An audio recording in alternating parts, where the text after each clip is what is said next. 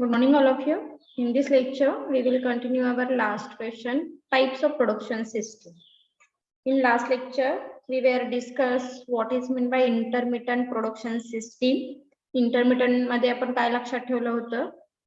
Something that start and stop at irregular intervals. Okay, irregular intervals म्हणजे जी continuous नाहीये, not continuous system. त्या सिस्टीमला आपण इंटरमिटंट प्रोडक्शन सिस्टीम असं म्हणतो.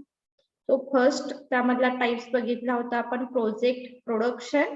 प्रोजेक्ट प्रोडक्शन मध्ये काय लक्षात ठेवलं होतं? Here we produce a single assignment. Here company accept a single assignment, order or contract. Okay, so for example building, road, dam etcetera.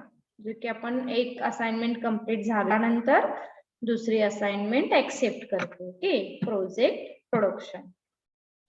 त्याच्यानंतर बघितलं होतं आपण job production.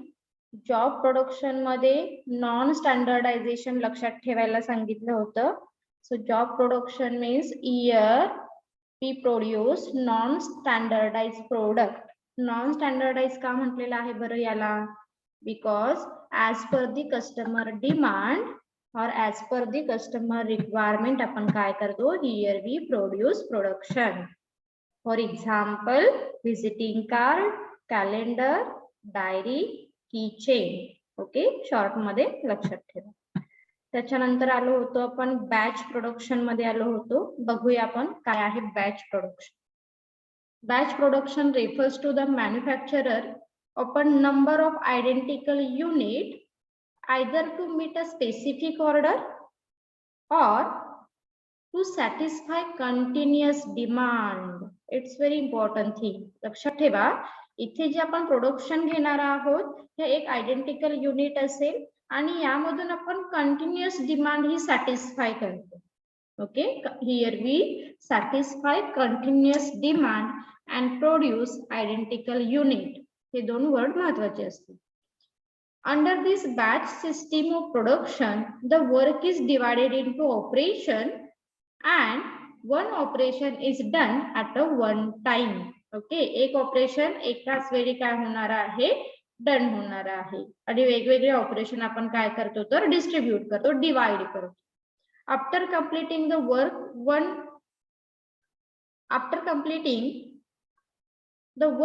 on one operation, it is passed on the second operation and so till the product is completed. म्हणजे असं नाही होत की तुम्ही एकाच ऑपरेशन मधून we can easily find out final production. Are you getting my point? म्हणजे एका ऑपरेशन मधून तुमचं फिनिश्ड प्रोडक्ट नाही इथे इंट्रोड्यूस होत. फॉर एक्झाम्पल जर तुम्ही बघितलं तर तुमच्या लक्षात येईल मेडिसिनचं एक्झाम्पल आहे, केमिकल्स आहे, ल्युब्रिकंट्स आहे, मेडिसिन आहे. ओके, काही हेवी मशिनरी असतील ज्या एकाच वेळी प्रोड्यूस नाही होत. एकाच म्हणतो ना आपण एकच प्रोसेस केली आणि प्रोडक्शन मिळालं असं नाही होत. यामध्ये तुम्हाला थोड्या थोड्या प्रोसेस मधून काय करावं लागतं? पास व्हावं लागतं. वन ऑपरेशन जेव्हा कम्प्लीट होईल तेव्हा ते दुसऱ्या ऑपरेशन कडे जाईल. दुसरं ऑपरेशन कम्प्लीट झाल्यानंतर जेव्हा ते तिसऱ्या ऑपरेशन कडे जाईल आणि मग काही ऑपरेशन कम्प्लीट झाल्यानंतर here we find actual product. This is known as batch. Is it clear? Yes, ma'am. Yes, ma'am. Very good. So काय मेन्शन कराल बघा? Batch production produce identical unit म्हणा. Batch production produce identical unit. Then satisfy continuous demand. Work divided into different operation. It's very important thing. Work divided into different operation.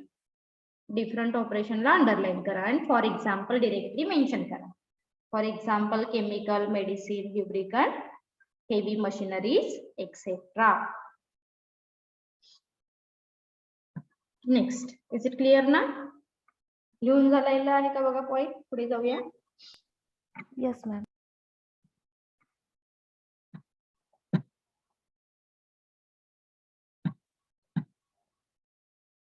Okay, चलो next. हे पहिले 3 part clear झाले. Intermediate मध्ये आपण continuous production घेत नाही हे लक्षात ठेवायचं. सो यामध्ये आपण प्रोजेक्ट प्रोडक्शन घेतलं. प्रोजेक्ट प्रोडक्शन मध्ये रिमाइंड गाईड करायचं आहे single assignment. Here we accept single assignment at a one time. जेव्हा फर्स्ट असाइनमेंट कम्प्लीट होईल त्याच्यानंतर आपण सेकंड असाइनमेंट कडे, सेकंड प्रोजेक्ट कडे जाणार आहोत. For example road, building, dam etcetera. Job production मध्ये here we produce non standardise product as per the customer demand. For example visiting card, calendar, diary. Third, batch production. Batch production introduce or produce identical unit and satisfy consumer want or demand continuously. So here work divided into different operation. For example, medicine, chemical, lubricant, etc. Second मेथडचा आहे continuous production system, जी बरोबर opposite असणार आहे इंटरमिडिएटच्या. इथे तुम्ही continuous flow of production घेणार आहात because तुम्हाला माहित आहे की हे जे प्रोडक्शन आहे हे सेल होणार आहे ज्याला लार्ज डिमांड असणार आहे. ओके, सो काय आहे बघा. Continuous means something that operate constantly without any irregularities or halt. Okay, म्हणजे कुठेही हॉल्ट नाहीये, कुठेही इरेग्युलॅरिटीज बघायला मिळणार नाहीये तुम्हाला. इथे कॉन्स्टंटली तुम्ही काय करताय तर प्रोडक्शन हे घेत असताय. In continuous production system goods are produce constantly as per the demand forecast. तुम्ही ऑलरेडी डिमांड फोरकास्ट तुम्हाला माहिती आहे. भविष्यामध्ये तो ह्या प्रोडक्टला मार्केट हे मिळणार आहे, प्रोडक्ट हे सेल होणार आहे. अशा प्रोडक्शनचा अंदाज घेऊन, अशा प्रोडक्टचं फोरकास्ट करून तुम्ही काय करताय प्रोडक्शन हे घेत असताय. फॉर एक्झाम्पल सांगा बरं मग कोणते असणार आहे. कंटिन्युअस मध्ये कोणते येतील, पटापट आन्सर द्या.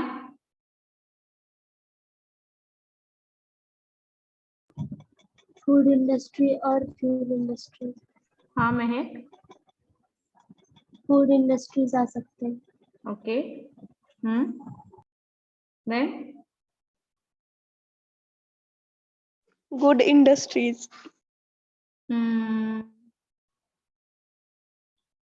ओके. आता इथे तुम्ही आपल्या याची प्रॅक्टिकल थोडीशी एक्झाम्पल पण सांगू शकताय. फॉर एक्झाम्पल काही ड्युरेबल हे सुद्धा सांगू शकाल तुम्ही. ड्युरेबल प्रोडक्ट्स आहेत, फॉर एक्झाम्पल टेलिव्हिजन आहे, कार आहेत, बाईक आहेत. त्याची डिमांड असणारच नाही इन फ्युचर मध्ये, असं नाही होऊ शकत. ऑल्सो मोबाईल आहे, हा एक पार्ट झाला. देन आपण ह्याच्यामध्ये सुद्धा सांगू शकतो वीट आहे, त्याच्यानंतर शुगर आहे, त्याच्यानंतर राईस आहे. जे की असं नाही की याच्यावरती कोणतीही म्हणजे तुमची सिच्युएशन जरी आली, जसं आपण म्हणतो आता ड्युरेबल साठी किंवा लक्झरियस प्रोडक्ट साठी काही सिच्युएशन ह्या इम्पॅक्ट करतात. फॉर एक्झाम्पल कोविडची सिच्युएशन आहे, तर अशा सिच्युएशन मध्ये आपण लक्झरियस प्रोडक्टना इम्पॉर्टन्स दिलं होतं का? Obviously not, right. पण राईस आहे किंवा वीट आहे, हे मात्र हे कसे आहेत तर आपल्या डे टू डे लाईफ साठी रिक्वायर असणारे प्रोडक्ट आहेत आणि याच्यावरती इम्पॅक्ट हा होऊ शकत नाहीये कोणत्याही सिच्युएशनचा.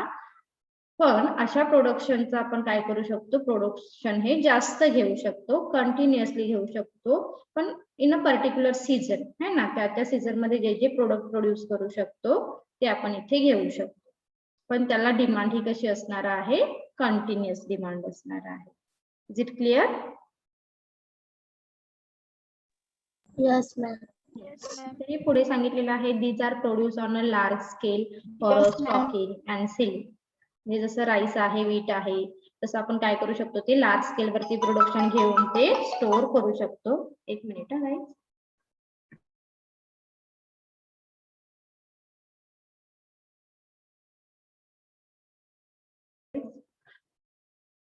So these are produced on a large scale for the stocking and selling. They are not produced on a customer order. Customer order प्रमाणे तुम्ही प्रोड्यूस नाही करत आहात. हे तुम्हाला माहिती आहे की हे प्रोडक्शन घेतलं तरी प्रोडक्शन हे सेल होऊ शकतं. The input and output are standardized along with with the production process and sequence. चला बघूया यामध्ये कोणते टाइप्स आहेत. फर्स्ट आहे मास प्रोडक्शन. मास ह्या वर्डिंग वरूनच लक्षात येईल. Here we produce variety of product. Okay, so large quantity वरती जेव्हा आपण प्रोडक्शन घेतो, this is called the mass production. So this method involve a continuous production on standardized product on a large scale. आता इथे standardise product का बरं म्हटलं असेल सांगू शकाल?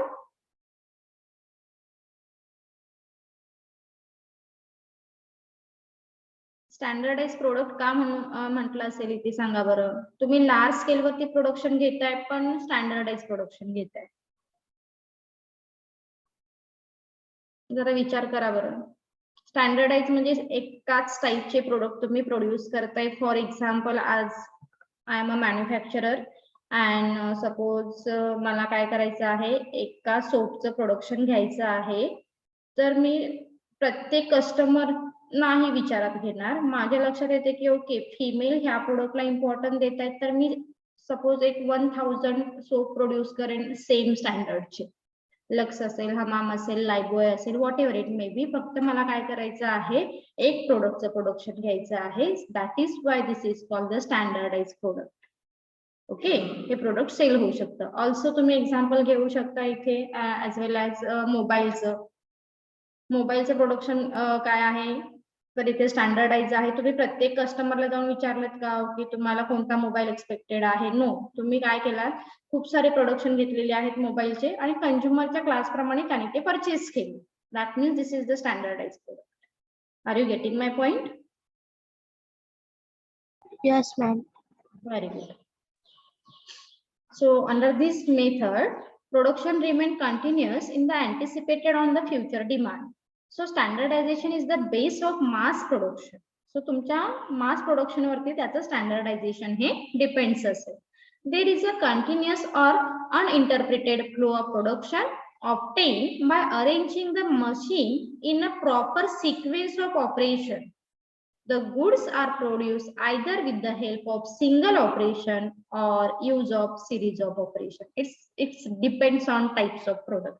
काही वेळा तुमचे प्रोडक्ट असेही असू शकतात की ते एका फटक्यात फायनल गुड्स मिळू शकतात तुम्हाला, म्हणजेच फिनिश्ड गुड्स मिळू शकतात. That is why here called the goods are produce either with the help of a single operation. Single operation मध्ये फायनल प्रोडक्ट मिळू शकतं. Otherwise use of series of operation. For example, तुम्ही आधी थोडंसं production process केली, त्याच्यानंतर मग त्याचं कन्व्हर्जन झालं, अगेन कन्व्हर्जन झालं, अगेन कन्व्हर्जन झालं आणि मग फायनल प्रोडक्ट हे तुम्हाला मिळालेलं आहे. That's it, mass production. Is it clear? First point. Yes, ma'am. Yes, ma'am. Yes, ma'am. Next, process production. Process ह्या वर्डिंग वरून लक्षात येईल की यामध्ये काय असणार आहे, प्रोसेस ही इन्क्लूड असेल. So here a single product types is a manufacture under a different process. Production is a carried out in the anticipation of demand. The production process is a continuous. तुमची production process ही मात्र continuous आहे, पण जसं आपण सांगितलं वरती एका single operation मध्ये प्रोडक्ट होऊ शकतं, पण इथे सिंगल ऑपरेशन नाहीये, तर इथे सिरीज ऑफ ऑपरेशन असणार आहे. That's it. This system is an extended from the mass production. So production is carried through the standardized sequence of operation. इथे थोडक्यात लक्षात ठेवायचं काय आहे की इथे सिक्वेन्स ऑफ ऑपरेशन हा जास्त आहे. ओके, प्रोसेस ही जास्त होणार आहे आणि मग तुमचं फायनल प्रोडक्ट हे तयार होणार आहे. Is it clear? Yes, ma'am. So question clear झाला का बघा? क्वेश्चन क्लिअर झाला का बघा? आपण काय बघितलं, प्रोडक्शन सिस्टीम. प्रोडक्शन सिस्टीम मध्ये दोन टाइप्स बघितले आपण, इंटरमिटंट मध्ये प्रोजेक्ट प्रोडक्शन, एक मिनिट, प्रोजेक्ट प्रोडक्शन आणि जॉब प्रोडक्शन आणि बॅच प्रोडक्शन असे तीन पार्ट बघितले. कंटिन्युअस मध्ये आपण मास प्रोडक्शन आणि प्रोसेस प्रोडक्शन असे दोन पार्ट बघितले. मास मध्ये आपण व्हरायटी ऑफ प्रोडक्ट प्रोड्यूस करतो. Here we produce a product in a single series of operation. Otherwise various series of operation, एका सिरीज मध्ये होऊ शकतं किंवा वेगवेगळ्या सिरीज मध्ये होऊ शकतं. बट प्रोसेस प्रोडक्शन मध्ये here include lots of process, खूप सारी प्रोसेस असणार आहे. It's depends on your types of product. Okay, ह्यामध्ये सिक्वेन्स ऑफ ऑपरेशन हा जास्त असेल, एवढंच लक्षात ठेवा. Okay, next question. What is productivity? Explain factor influencing productivity. So productivity is the ratio of output and input. हे पहिलं सेंटेन्स खूप महत्वाचं आहे, ऑब्जेक्टिव्हला बऱ्याच वेळी रिपीट झालेलं आहे. Dash dash is the ratio of output to input. Okay, so productivity जर तुम्हाला फाइंड आउट करायची असेल तर तुम्हाला फॉर्म्युला सुद्धा विचारला जातो.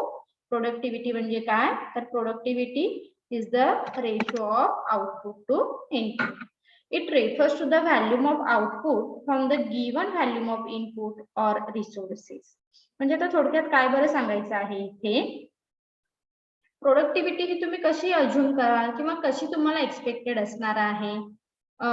फॉर एक्झाम्पल, सपोज तुम्ही एखाद्या प्रोडक्ट मध्ये इनपुट जितके दिलेले आहेत त्याच्यापेक्षा आउटपुट हे कसे असायला हवे सांगा बरं. R you getting? मी काय विचारते तुमच्या लक्षात येत आहे का? सपोज तुम्ही प्रोडक्शन घेत आहात, इनपुट आणि आउटपुट हे दोन वर्ड खूप महत्वाचे आहेत. इथे तुम्ही जे इनपुट दिलेले आहे आणि आउटपुट तुम्हाला कसे एक्सपेक्टेड असणार आहे. आउटपुट ऑब्विसली तुम्हाला जास्त एक्सपेक्टेड असणार आहे की इनपुट जेवढं दिलेलं आहे तेवढेच आउटपुट मिळू देत बरं, असं आहे का बरं इथे? नो, ज्यादा No, expect. हा, म्हणजे तुमच्याकडे तुम्हाला काय एक्सपेक्टेड असणार आहे, आउटपुट हे जास्त मिळणं एक्सपेक्टेड आहे, हा एक्सपेक्टेड असणार आहे. It refers to the volume of output from the given volume of input or resources. जसं तुमचं आहे ना, एक्झाम मध्ये काय करता तुम्ही, आदल्या दिवशी एक्झाम मध्ये अभ्यास करता आणि एक्सपेक्टेड करता की मला किती मार्क मिळावेत, 80 मार्क मिळावेत, 90 मार्क मिळावेत. म्हणजे इनपुट तुम्ही किती दिलेले आहे doesn't matter, but always here we expect output is higher than input. Are you getting ना? Yes, Yes, ma'am. Very good. चलो आगे. It measure how efficiency production inputs such as the labor and capital are used to produce a given level of output. So productivity expressed or measured as a mathematical division of two important parameters like output and input. Simple लक्षात ठेवा, productivity मध्ये फार काही नाहीये, फक्त output आणि इनपुटचं relation इथे तुम्हाला काय करायचं आहे, फाइंड आउट करायचं आहे. So productivity it is the relationship between output and input असंही म्हणू शकता तुम्ही. Otherwise productivity is the ratio of output and input. Is it clear introduction? yes, ma'am. Yes, ma'am. Yes, ma'am. Factor ma'am. Influencing productivity. Factor influencing productivity, जसं की आता मी सांगितलं तुम्हाला की जितके तुम्ही इनपुट दिलेले आहेत त्याच्यापेक्षा तुम्हाला आउटपुट हे जास्त एक्सपेक्टेड आहेत, राईट? मग कोणते बरं फॅक्टर यावरती इन्फ्लुएन्स करू शकतात? तर फर्स्ट फॅक्टर आहे human factor, that means human resources. So productivity of organisation is directly related to the personal factor. So human nature and human behavior are the most significant determinant of productivity. So human factor includes both their ability as well as willingness to the work. लक्षात येतंय का? म्हणजे okay, बऱ्याच वेळा असं होतं बघा की अरे हा माझ्याकडे कॅपॅबिलिटी आहे बट विलिंगनेसच नाहीये. असं होतं का? आपल्या पण लाईफ मध्ये होतं बघा की हा I can do it but I don't, है ना, मला अभ्यास करायची खूप, म्हणजे मी करू शकतो पण मी करतच नाहीये, असं आपलं पण होतं बऱ्याच वेळी. सो हा जो फॅक्टर आहे ह्युमन फॅक्टर, हा तुम्ही कशा पद्धतीने त्याला इम्प्लिमेंट करताय, कशा पद्धतीने त्याला इंट्रोड्यूस करताय, याच्यावरून तुमचं आउटपुट निघणार आहे. So human factor is directly influence on your productivity and that is why here we concentrate on human behaviour and human willingness and human ability. Okay, तुम्हाला ह्या गोष्टीचा विचार करणं तितकंच महत्वाचं असणार आहे. So ability to work. Ability to work म्हणजे काय बरं?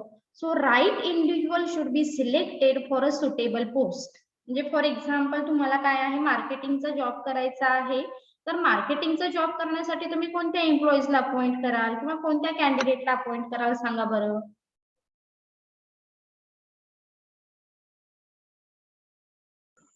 हा जसं तुमचा marketing- विलिंगनेस बघा तुमचा आन्सर द्यायचा. मॅडम मी माइक ऑन करू शकते पण मी नाही करणार जा. असं झालंय तुमचं आहे ना. Ability to work. मी काय क्वेश्चन विचारला. हा मार्केटिंगचा जॉब आहे तर तुमच्यासारखे स्टुडंट अपॉइंट करून चालतील का हो तिथे. बोरिंग. नाही. No, ma'am. सांगा बोला.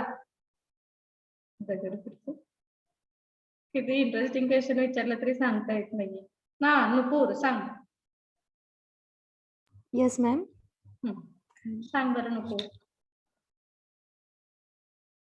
त्यांना प्रॉपर ट्रेनिंग घेऊ. सपोज एक सेल्स जॉब आहे. सेल्स एखादं प्रोडक्ट सेल करायला सांगितलं तुम्हाला तर तुम्ही काय कराल. कोणाला अपॉइंट कराल. जिसको इस जॉब के बारे में सब पता होगा, जो ये काम करने की कार्य क्षमता रखता होगा उसे. व्हेरी गुड मुस्कान. महक सॉरी.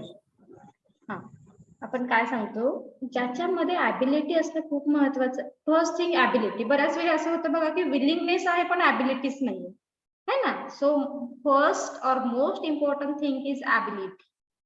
ओके. विलिंगनेस एक तर आपण क्रिएट करू शकतो त्याला मोटिवेट करून बट ॲबिलिटी आपण क्रिएट नाही करू शकत. ॲबिलिटी त्याच्यामध्ये येणं महत्वाचं आहे. सो यासाठी त्याला काही स्किल प्रोव्हाइड करावे लागतील. सपोज आता मी सांगितलं की एक प्रोडक्ट सेल करायचं आहे तर ते प्रोडक्ट सेल करण्यासाठी तुम्हाला जो कॅन्डिडेट अपॉइंट करायचा आहे त्या कॅन्डिडेटचं बेसिक कम्युनिकेशन स्किल हे बेस्ट असायला हवं जेणेकरून त्याला कंझ्युमरला कन्व्हिन्स करता आलं पाहिजे. राईट. देन त्याची पर्सनॅलिटी प्रॉपर असावी. त्याचं ड्रेसिंग स्टाईल प्रॉपर असावं जेणेकरून प्रोडक्ट सेल होईल. त्याच्याकडे बघितल्यानंतर कोणच प्रोडक्ट घेणार नाही असा कॅन्डिडेट आपण सिलेक्ट करू का. नाही. ओके.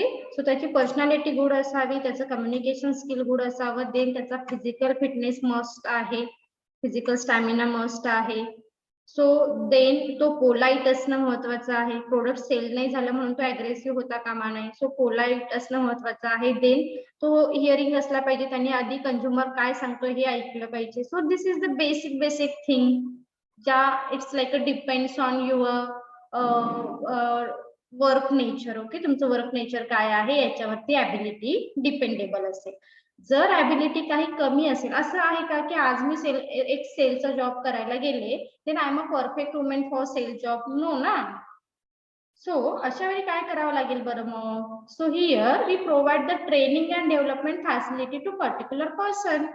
आणि हे तुमच्या लक्षात येईल जेव्हा जेव्हा सेल्सचे मोठे जॉब असतात किंवा कोणत्याही कंपनीमध्ये जर तुम्ही गेला तर डिरेक्टली त्याला त्या स्पेसिफिक पोस्ट वरती अपॉइंट केलं जातं का हो. नाही. तर त्याच्या आधी त्याला त्याचा जॉब हा इंट्रोड्यूस करून दिला जातो. सपोज त्यांच्या लक्षात आलं की दिस इज नॉट कॅपेबल कॅन्डिडेट किंवा याच्यामध्ये थोडी ॲबिलिटी कमी आहे that time they will provide training and development facility to particular employees or candidate. Are you getting my point? आणि ability तुम्ही काय करताय इथे डेव्हलप करताय. So right individual should be selected for suitable post. Then त्याच्यानंतर आलो तर आपण willingness to work. willingness सुद्धा खूप महत्वाचं आहे. जसं आपल्या क्लासमधले खूप सगळे स्टुडंट enthusiastically आन्सर देतात. This is your willingness. Right. So आपल्याकडे खूप रेअर स्टुडंट आहेत जे ऑलवेज एक्साइटेड असतात आन्सर द्यायला, गप्पा मारायला, काही ना काहीतरी गोष्टी डिस्कस करायला. सो विलिंगनेस जर तुमच्यामध्ये असेल तरच तुम्हाला प्रोडक्टिव्हिटी ही जास्त मिळू शकते. अदरवाईज जितका तुम्ही इनपुट दिलेला आहे त्याच्यापेक्षा सुद्धा कितीतरी कमी तुम्हाला आउटपुट मिळेल. तो काय सांगायचं इथे. Willingness is very important thing for your high output. So motivation and moral of people affect productivity. तुम्हाला मी कधी सांगितलेलं आहे का असं आठवतंय का बघा. Theory x and theory Y FC मध्ये कधी लर्न केली आहे तुम्ही. अरे तुमचा विलिंगनेस जरा दाखवा बरं मला. जागे आहात ते बघून. नाही नाही थेरी एक्स, थेरी वाय, मोटिवेशनच्या काही थेरीज आहेत त्यामध्ये सांगते हा. आता मेहक आहे, नुपूर आहे, त्याच्यानंतर हा तुमच्या क्लासमधले मुस्कान आहे, सई आहे, देन सई कधीतरी असते, अमृता आहे, अंबर आहे. हे सगळे जे स्टुडंट आहेत हे थेरी वाय मध्ये येतात. आणि थेरी एक्स मध्ये कोण येतात सांगू का तुम्हाला? थेरी एक्स मध्ये अस्मिता आहे, अंकिता आहे, त्याच्यानंतर एक मिनिट, अजून कोण कोण आहे? सलिया, सानिया, देन शुभम, देन उमेरा, उजमा. हे बाकी जे कोण आहे जे कधीतरी दिसतात किंवा माहीतच नाहीये, फक्त आता इथे ऍड झालेत म्हणून मला माहिती. हे सगळे आहेत थेरी एक्स मधले. थेरी एक्स मधले आणि थेरी वाय मध्ये असं म्हणते मी, कारण मोटिवेशनच्या ह्या थेरीज आहेत ज्यामध्ये एम्प्लॉईज कसे असतात त्याच्यासाठी ह्या थेरीज दिलेल्या आहेत. थेरी एक्स मधले पीपल ऑलवेज डिमोटिवेटेड, त्यांच्यामध्ये काहीही विलिंगनेस नाहीये, त्यांचा मोरल हा ऑलवेज डाऊन असतो, ते कधीही ओके कोणत्याही गोष्टीसाठी इनिशिएट नाही घेत, इनिशिएटिव्ह नसतात. त्याच्या अपोजिट थेरी वायची पीपल असतात, they are always initiated for completing their task. त्यांचा जो टास्क आहे एन्थुजियास्टिकली ते इन्व्हॉल्व्ह होतील किंवा त्यांच्या ज्या आयडियाज आहेत ते एक्सप्रेस करतील, त्यांचे ओपिनियन सांगतील. सो हे थेरी वाय मध्ये आहेत. आता तुम्ही स्वतः तुम्हाला ऑब्झर्व करा की तुम्ही कोणत्या थेरीमध्ये इन्क्लूड होता, थेरी एक्स मध्ये होता की थेरी वाय मध्ये होता. थेरी एक्स मधले पीपल हे ऑलवेज बोरिंग असतात, डिमोटिवेटेड असतात, ते त्यांना काही फरकच नाही पडत कोणत्या गोष्टीचा. मी हे असंच सांगत नाहीये बरं, it's fact, it's reality in the organisation, in the class also. जिथे ऑलवेज डिमोटिवेटेड असतात, डझंट मॅटर त्यांच्यासाठी मोटिवेशन वगैरे काही, आम्ही आमच्या दुनियेत खुश आहोत अशा टाईपचे असतात. त्यांना चेंज हा ऍक्सेप्टेडच नसतो. जे काही चाललंय ते खूप मस्त मजेत चाललंय, ऑनलाईन आहे ना, वा मस्त, परीक्षा पण ऑनलाईन झाल्या, वा मार्क मिळवू देत नाही मिळवू देत, वा, सगळ्यामध्ये तसेच असतात. बट थेरी वाय वाले जे असणार आहेत हे कसे असणार आहेत, त्यांना चेंज हा एक्सपेक्टेड असतो, चेंज हा होणं अपेक्षित असतं आणि तो पॉझिटिव्ह असायला हवा. मोटिवेट केल्यानंतर त्यांच्यावरती इम्पॅक्ट होतो, त्यांच्यामध्ये विलिंगनेस हा असणार आहे, त्यांचा मोरल हा ऑलवेज हाय असतो आणि थेरी एक्स मधला मोरल हा ऑलवेज डाऊन असतो. सो हे खूप महत्वाचं आहे तुमच्या प्रोडक्टिव्हिटीसाठी. Motivation and moral of people is directly influence on productivity. So these are affected by various factors such as monetary benefit, non-monetary benefit, proper promotion and other personal policy, job security, communication system, informal group relation, quality of leadership, working condition, union management relation, etc. etc. etc. लक्षात ठेवा. Okay, मग theory Y साठी आपण काही गोष्टी apply करू शकतो, theory x साठी काही अप्लाय करू शकतो. काही म्हणतील ओके माझ्यासाठी मनी इज डझंट मॅटर, माझ्या एखाद्या बॉसने मला काही काम सांगितलेलं आहे ना, मग त्याने मला प्रत्येक वेळी अमाऊंटच दिली पाहिजे असं नाही, I can do it, no problem. पण काही पीपल असे असतात की नाही, तुम्ही जर पैसे दिले then I can do it, otherwise no. So but म्हणून इथे सांगितलं जातं मोटिवेशन आणि मोरल साठी काही फॅक्टर हे इम्पॅक्ट करतात. Some factor are monetary factor, some factor are non monetary factor. That's it. Is it clear? Human factor. Yes ma'am. Yes, ma'am. Yes, ma'am. विलिंगनेसचा पॉइंट आला तरी विलिंगनेस दाखवता आला पाहिजे. सो चला पुढे जाऊया. Technological factor. आता आपण बघितला ह्युमन फॅक्टर, ह्युमन मध्ये आपण ॲबिलिटी बघितली आणि विलिंगनेस बघितला. टेक्नॉलॉजिकल फॅक्टर सुद्धा खूप महत्वाचा आहे. तुम्ही सध्याच्या मार्केट प्रमाणे किंवा सध्याचा ट्रेंड जो आहे, सध्याची जी कॉम्पिटिशन आहे, ह्या सगळ्या गोष्टीचा आधी विचार करा आणि तेव्हा प्रोडक्टिव्हिटी वरती कॉन्सन्ट्रेट करा, है ना. That means technological factor is also directly influence on your productivity, right. So technological factor expert significant influence on the level of productivity. This includes size and capacity of plant, product design and standardization, timely supply of material and fuel, rationalization and automation measure, repair and maintenance, production planning and control, plant layout and location, material handling system, inspection and quality control, machinery and equipment used, etc. etc. etc. म्हणजे हे सगळे technological factor आहेत आणि हे तुमच्या productivity वरती काय करणार आहे तर इम्पॅक्ट हे करू शकतात. ओके, त्यामुळे टेक्नॉलॉजिकल फॅक्टरचा स्टडी करणं, त्या गोष्टी क्लिअर करणं हे खूप महत्वाचं आहे जेव्हा तुम्ही हाय आउटपुट एक्सपेक्ट करता तेव्हा. चला पुढे थर्ड फॅक्टर आहे production factor. Productivity is related to the production factor. So the production of all departments should be properly planned, coordinated and controlled. So the right quality of raw material or semi-raw material provided by management and material should be used for production, etc. काही ते spelling mistake आहेत ना, थोड्याशा लक्षात ठेवा. So सांगायचं काय आहे आपल्याला, प्रोडक्शन जेव्हा तुम्हाला घ्यायचं आहे that means one department is not only responsible for production, right. म्हणजे प्रत्येक डिपार्टमेंट मध्ये कोऑर्डिनेशन असणं, कोऑपरेशन असणं, कंट्रोलिंग असणं it's very important thing for your high production. That's it. Next point, management factors. Productivity of organization is affected by management factors.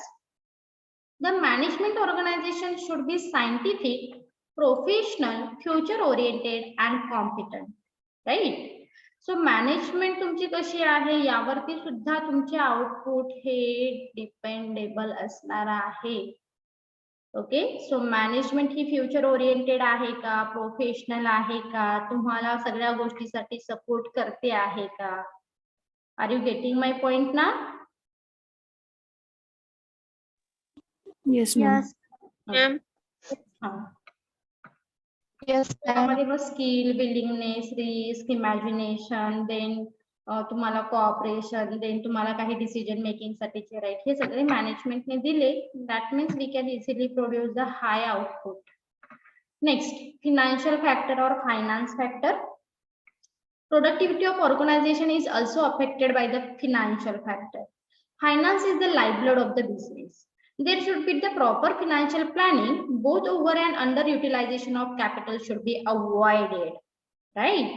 म्हणजे जर तुमचं proper financial planning असेल that means we can easily produce any types of product जर तुमच्याकडे sufficient finance असेल तर. So we avoid over and under utilization of capital. हे आपण avoid करू शकतो because of financial planning. So there should be the proper planning and control over the both fixed capital and working capital arranged. So capital expenditure should be properly controlled. Proper management of finance increase productivity of the organization. जसं की म्हणतो okay तुमच्याकडे willingness आहे, तुमच्याकडे ability आहे, तुमच्याकडे technological factor आहेत, but most important thing is finance. आणि तो सफिशियंट असणं, तो फक्त सफिशियंट असून चालणार आहे का हो, नाही. तर त्यासाठी तुम्हाला फिनान्शियल प्लॅनिंग करणं हे खूप महत्वाचं आहे. आणि फिनान्शियल प्लॅनिंग असेल that means we can easily produce high output. Is it clear? Yes, ma'am. Yes, ma'am. Is it clear now? Okay. Yes, ma'am. Next, natural factor is also very important thing for your production. So जे तुम्हाला production घ्यायचं आहे त्या production साठी तुमच्याकडे physical, geographical, industrial हे फॅक्टरचा study, ह्या फॅक्टरचा study करणं सुद्धा तितकंच महत्वाचं असेल. So natural factors such as the physical, geographical location and climate have considerable impact on industrial productivity. The relative importance of this factor depends on the nature of the industry, goods and services produced, and extent to which physical conditions are controlled. लक्षात येतंय का? जसं की okay आम्हाला हे production घ्यायचं आहे ना, मग ह्या प्रोडक्शन साठी नॅचरल फॅक्टर कोणते बरं एक्सपेक्टेड आहे ते आधी असायला हवे. मग फायनान्स आहे that means we can't create a natural factor ना. तुमच्याकडे फायनान्स आहे, तुमच्याकडे ह्युमन रिसोर्सेस आहे, पण आपण नॅचरल फॅक्टर क्रिएट नाही करू शकत. जे जिथे सुटेबल आहे तिथे जाऊन आपल्याला काय करावं लागेल, आपलं प्रोडक्शन हे घ्यावं लागेल. Last point, political factor also directly impact on your productivity. So this is the external factor of business environment. This is the uncontrollable factor of business environment. That's why this is importance. Okay. So political factor काय आहे, त्याचे rules काय आहे, government काय आहे, ह्या गोष्टीचा सुद्धा स्टडी करणं तितकंच इम्पॉर्टंट असेल. So political factor also affect productivity, law and order, stability of government, harmony between state are essential to high productivity in industry.